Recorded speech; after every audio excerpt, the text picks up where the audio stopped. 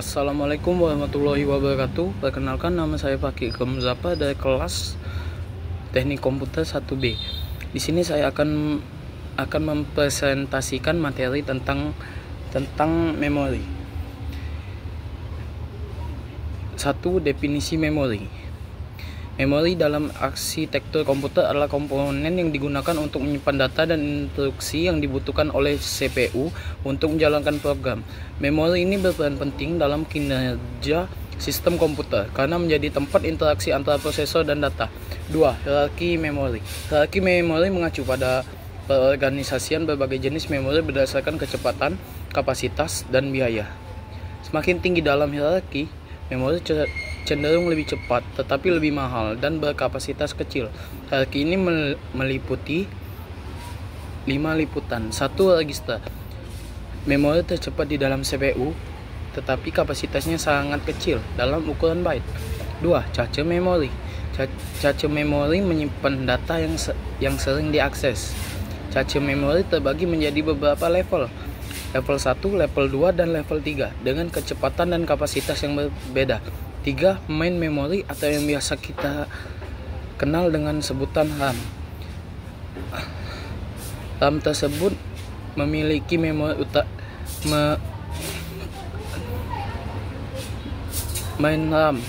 utama untuk menyimpan data dan instruksi sementara.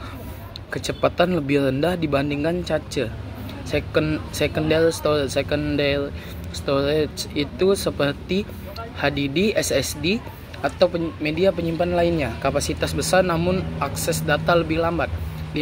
Tertiary storage digunakan untuk penyimpanan data jangka panjang. Contohnya tape drive, cloud storage. 3. Jenis-jenis memori itu terbagi menjadi 5. 1. ROM atau read only memory. ROM hanya dapat dibaca, menyimpan firmware atau data permanen. 2. RAM, random access memory. Data dapat dibaca dan ditulis, bersifat volatil atau data hilang saat daya mati. 3. Cache, memori kecil dan cepat di dekat CPU. 4. Virtual memory. Memori tambahan yang diambil dari penyimpanan sekunder. HDD atau SSD untuk memperluas kapasitas RAM. 5. Flash memory digunakan untuk penyimpanan non volatil. Contoh USB drive atau SSD. 4. Parameter penting dalam memori itu terbagi menjadi 4. 1. Kecepatan akses, waktu yang diperlukan untuk membaca atau menulis data. 2. Kapasitas, jumlah data yang dapat disimpan. 3. Latensi.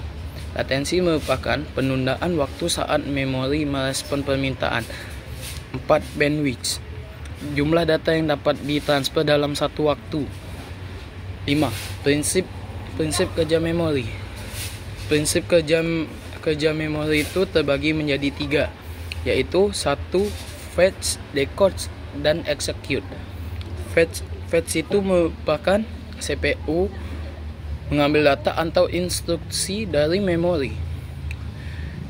Decode merupakan data atau instruksi diproses.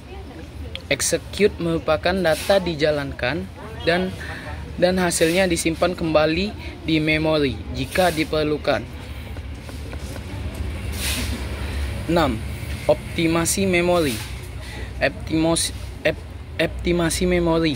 Optimasi memori itu terbagi menjadi 3. 1. Menggunakan cache untuk mempercepat akses data. 2.